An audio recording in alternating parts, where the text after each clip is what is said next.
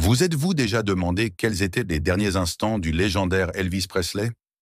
Le roi du rock and roll a laissé au monde bien plus qu'un héritage musical sans précédent.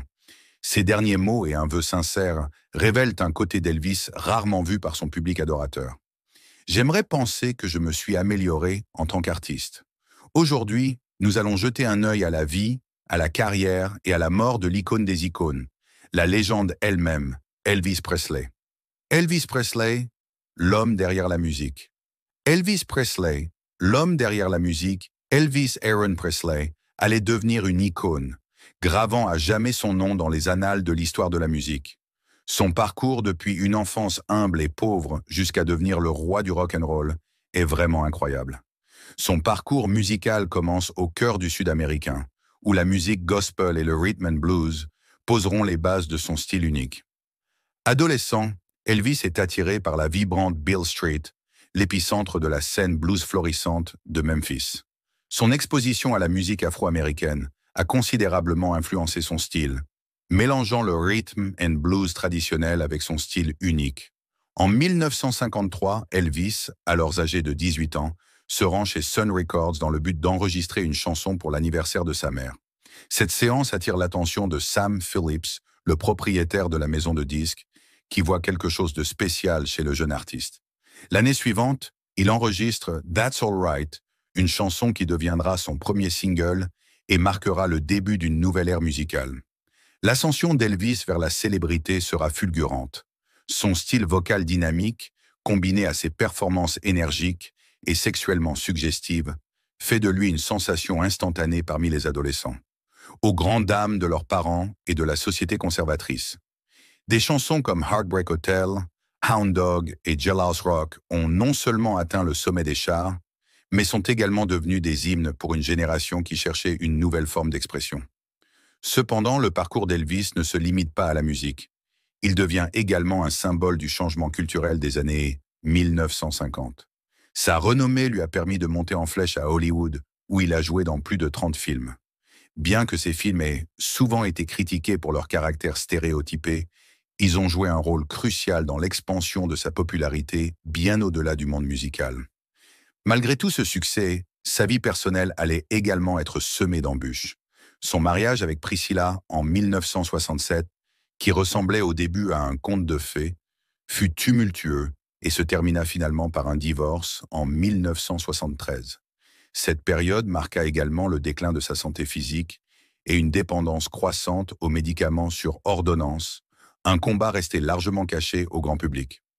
Dans les années 1970, il fit son retour avec une série de concerts télévisés mettant en valeur ses incroyables talents et sa résilience. Le concert Aloha from Hawaii en 1973 devint un événement mondial, consolidant son statut de superstar international. Pourtant, derrière le faste et le glamour, Elvis était un homme aux prises avec ses démons personnels, la solitude et les pressions de la célébrité. Son héritage musical est incommensurable. Il est reconnu comme l'une des icônes culturelles les plus importantes du XXe siècle, avec une voix capable de traverser sans effort les genres, du rock and roll à la ballade en passant par le gospel. Son influence s'est étendue au-delà de la musique, impactant la mode, la langue et le style de vie, et son impact se fait encore sentir aujourd'hui. La dernière conversation, Elvis et Billy Stanley. 2 jours seulement avant sa mort prématurée, Elvis s'engagea dans ce qui serait sa dernière conversation sincère avec Billy Stanley, son demi-frère. Cette conversation, imprégnée de profondeur émotionnelle et d'introspection spirituelle, offrit une fenêtre rare sur l'âme d'un homme qui était souvent considéré comme une figure plus grande que nature. La journée allait être comme n'importe quelle autre dans la maison Presley, pleine de l'agitation habituelle, mais pour Elvis et Billy, elle se transforma en un voyage inattendu à travers les souvenirs, les réflexions et quelques questions profondes. Elvis était connu pour son amour des arts martiaux et montrait ses nouvelles lames de karaté à Billy. Leur combat ludique, un lien commun entre frères, prit une tournure sérieuse lorsque Billy se coupa accidentellement le doigt. La réaction d'Elvis à la blessure mineure était révélatrice de son caractère. Il lâcha immédiatement les couteaux et s'occupa de Billy avec un mélange d'inquiétude et d'humour. Debout près du lavabo, devant un grand miroir, Elvis endossait le rôle de soignant exagérant la gravité de la coupure de manière enjouée. Ce moment, léger en apparence, allait être un précurseur de la profondeur de la conversation qui allait suivre. Alors qu'ils se tenaient ensemble, c'était un rare exemple d'intimité tranquille dans la vie souvent chaotique d'Elvis. Le ton allait changer quand Elvis, d'humeur sombre, posa à Billy une question profonde. « Crois-tu que Dieu nous pardonne tous nos péchés ?» Cette question n'avait rien de nouveau. C'était un sujet dont ils avaient discuté à de nombreuses reprises au fil des ans. Mais cette fois, il semblait avoir plus de poids et d'urgence.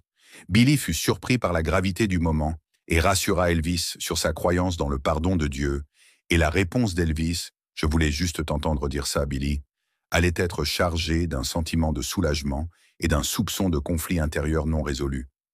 Cette conversation sur le pardon s'était transformée en réflexion sur l'amour et l'avenir. Elvis, qui avait connu des hauts et des bas romantiques, parlait d'amour à Billy avec sagesse et expérience. Il mentionna avoir été amoureux à 2 reprises, sans toutefois citer de nom. Cette allusion à ses relations passées, notamment son mariage avec Priscilla et sa relation avec Ginger Alden, soulignait son désir d'une connexion qui transcende le superficiel. Elvis avait exprimé ses espoirs pour l'avenir de Billy, lui assurant qu'il trouverait lui aussi l'amour un jour.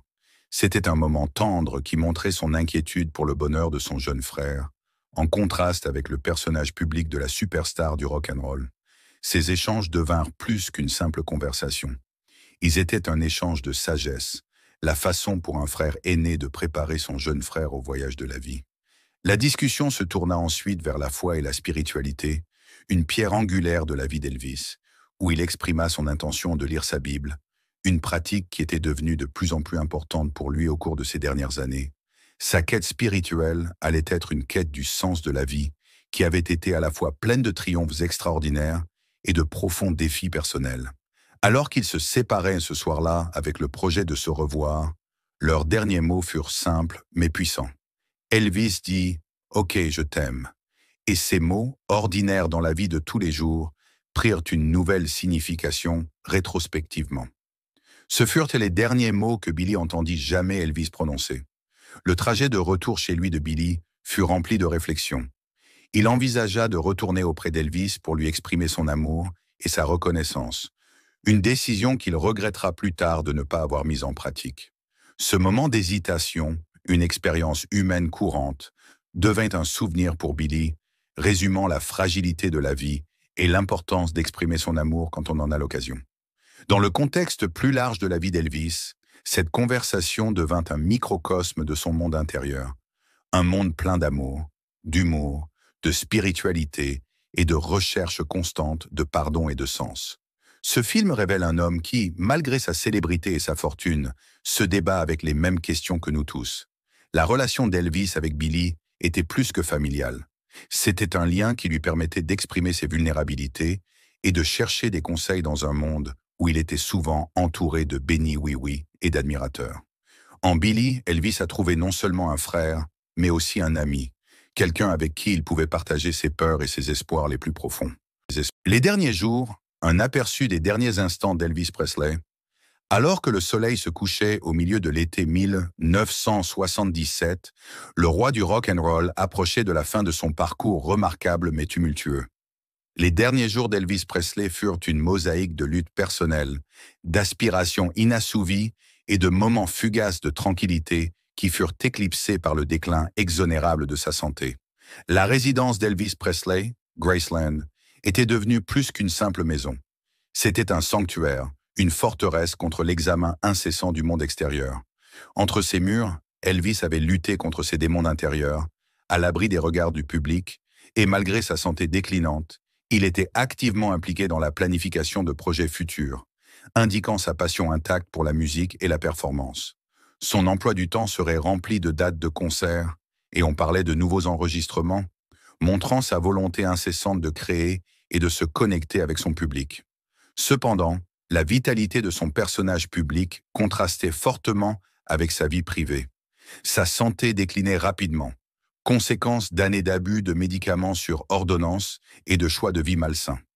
Il luttait contre divers maux, du glaucome à l'hypertension artérielle, aggravée par sa dépendance croissante à un cocktail de médicaments. Et son entourage, qui avait été témoin de sa transformation d'artiste dynamique en homme, aux prises avec son bien-être physique et mental, était profondément préoccupé, mais se sentait impuissant à intervenir. Au milieu de tout cela, Elvis avait trouvé du réconfort dans la spiritualité. Il passait des heures à lire la Bible, à réfléchir sur sa vie et à rechercher la paix dans sa foi. La quête spirituelle n'avait rien de nouveau. Il avait toujours été attiré par le mystique et le divin et s'engageait souvent dans des conversations sur la vie, la mort et le pardon, cherchant des réponses aux questions qui hantaient son âme. Le 16 août 1977, la journée commença comme toutes les autres à Graceland. Elvis se préparait pour une nouvelle série de concerts, à commencer par un spectacle à Portland, dans le Maine. Cependant, sous le vernis de la normalité, il était en difficulté. Sa dépendance aux médicaments sur ordonnance avait atteint un point critique et sa santé physique déclinait rapidement. Cet après-midi-là, il se retira dans sa salle de bain, ce qui n'était pas inhabituel étant donné sa longue lutte contre l'insomnie et sa routine de prise de médicaments pour l'aider à dormir. Mais tragiquement, il n'en sortirait plus jamais. Sa fiancée, Ginger Alden, l'avait découvert inconscient sur le sol de la salle de bain, un moment qui serait gravé dans l'histoire comme la fin d'une époque.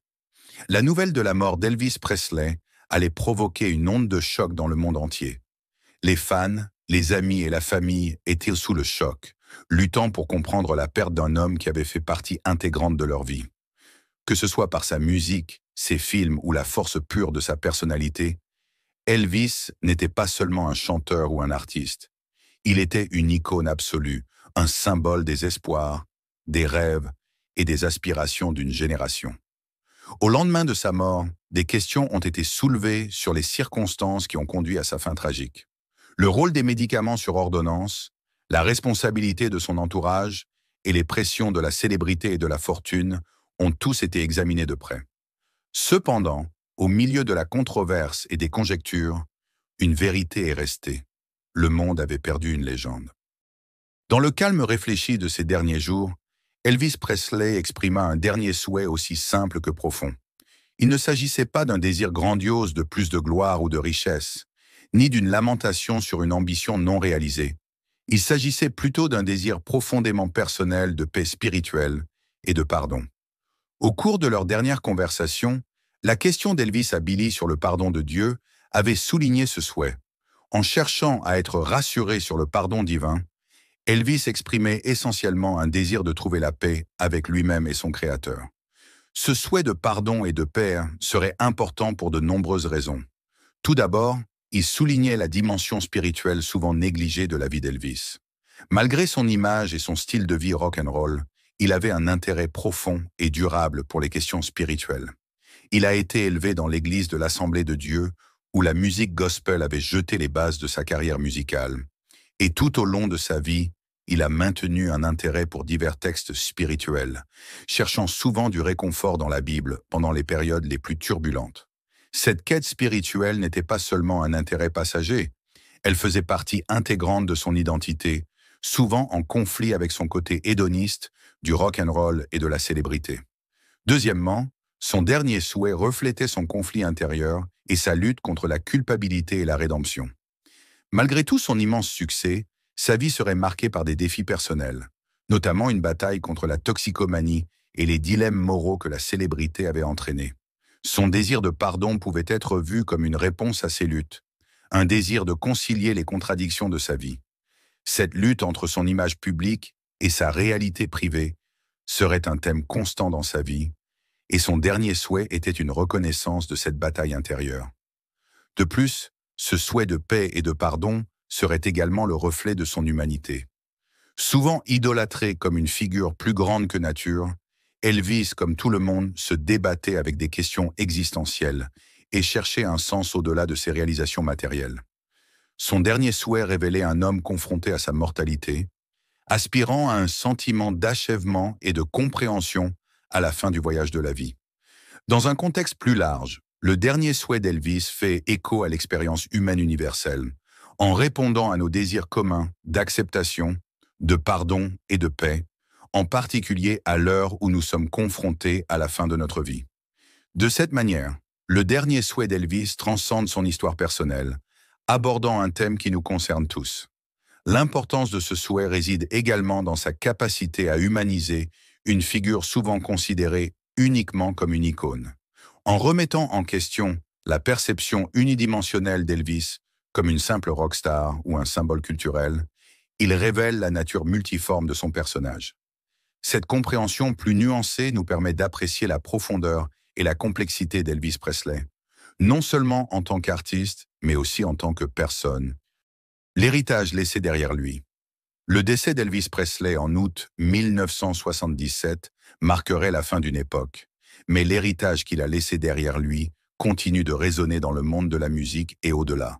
Son départ soudain et tragique de la scène mondiale a laissé les fans et les adeptes dans un état de choc et de deuil, mais son influence et son impact sur la culture et la musique se sont avérés durables et de grande portée. Il n'était pas seulement un chanteur ou un artiste, il était une icône culturelle qui a redéfini la musique populaire et a eu une profonde influence sur l'industrie du divertissement. Son mélange unique de blues, de country et de rock and roll a créé un nouvel idiome musical qui a brisé les barrières sociales et raciales. Sa présence scénique charismatique, sa voix distinctive et son style musical pionnier ont jeté les bases de la musique rock moderne, inspirant des générations de musiciens et d'interprètes. Son influence s'est étendue au-delà de la musique, dans les domaines de la mode, du cinéma et de la culture populaire, et son style, caractérisé par ses costumes flashy, ses mouvements de danse uniques et sa personnalité charismatique, est devenu la preuve d'une nouvelle ère dans la musique et la culture des jeunes. Il était un symbole de la révolution culturelle d'après-guerre, représentant une rupture avec les valeurs et les normes traditionnelles. Au-delà de ses contributions à la musique et à la culture, l'héritage d'Elvis est également défini par ses efforts humanitaires et sa philanthropie. Il était bien connu pour sa générosité, faisant souvent des dons à des œuvres caritatives et soutenant diverses causes. Son héritage de gentillesse et de compassion est souvent négligé dans l'histoire de sa vie, mais reste une partie intégrante de son héritage durable. Son influence sur l'histoire de la musique est indéniable. On lui attribue souvent le mérite d'avoir amené le rock and roll dans la culture dominante, ouvrant la voie à de futurs artistes et genres. Ses enregistrements et ses performances continuent d'inspirer des musiciens de tous les genres, du rock et de la pop à la country et au gospel, et son héritage perdure à travers ses fans et la communauté qui s'est construite autour de sa mémoire. Graceland, sa maison à Memphis, dans le Tennessee, est devenue un lieu de pèlerinage pour ses fans du monde entier, attirant des centaines de milliers de visiteurs chaque année. La veillée aux chandelles annuelle à l'occasion de l'anniversaire de sa mort est une remarquable démonstration d'amour et de dévotion de la part de ses fans. L'influence d'Elvis a également été reconnue par de nombreux prix et distinctions, dont plusieurs Grammy Awards, le Grammy Lifetime Achievement Award et l'intronisation dans plusieurs Music Halls of Fame. Ses ventes de disques, estimées à plus d'1 milliard de dollars dans le monde, font de lui l'un des artistes solos les plus vendus de l'histoire de la musique enregistrée. De plus, l'histoire d'Elvis Presley a été un sujet de fascination pour les universitaires, les biographes et les cinéastes. Sa vie et sa carrière ont été explorées dans d'innombrables livres, documentaires et films, qui tentent de démêler les complexités de son personnage et du phénomène qu'il a créé. La sortie de films biographiques et de documentaires, même des décennies après sa mort, démontre l'intérêt constant pour sa vie et la nature durable de son héritage. Cependant, l'héritage d'Elvis n'est pas venu sans controverse. Sa vie a été marquée par des périodes de lutte personnelle et sa mort a suscité des débats sur la culture de la célébrité, les pressions liées à la célébrité et les dangers de la toxicomanie. Ces aspects de son histoire servent de mise en garde et ont contribué à une compréhension plus nuancée du prix de la célébrité. Elvis Presley et son impact sur les générations futures. L'influence d'Elvis Presley s'étend bien au-delà des frontières de son époque, impactant non seulement ses contemporains, mais façonnant également les futures générations d'artistes et de fans. Son héritage a longtemps influencé des artistes de différents genres, inspirant d'innombrables personnes avec sa vie dans la musique. Des artistes de différents genres, allant du rock and roll à la pop, en passant par la country et même le hip-hop, ont tous cité Elvis comme une influence majeure, et son style de mélange de différents styles musicaux a brisé les frontières traditionnelles, posant les bases de collaboration intergenres qui sont monnaie courante aujourd'hui. Des musiciens comme les Beatles, Led Zeppelin, Madonna, et même des contemporains comme Bruno Mars et Justin Timberlake, ont tous reconnu son influence sur leur musique et leurs personnages sur scène. Son rôle de pionnier dans le rock and roll a ouvert la voie à d'autres mouvements musicaux. Il a été un pionnier en brisant les barrières raciales dans la musique, en faisant découvrir les sons rythmiques et blues de la musique afro-américaine à un public plus large. Il a joué un rôle essentiel dans le mouvement des droits civiques, défiant le statu quo tout en contribuant à combler les divisions culturelles grâce à sa musique.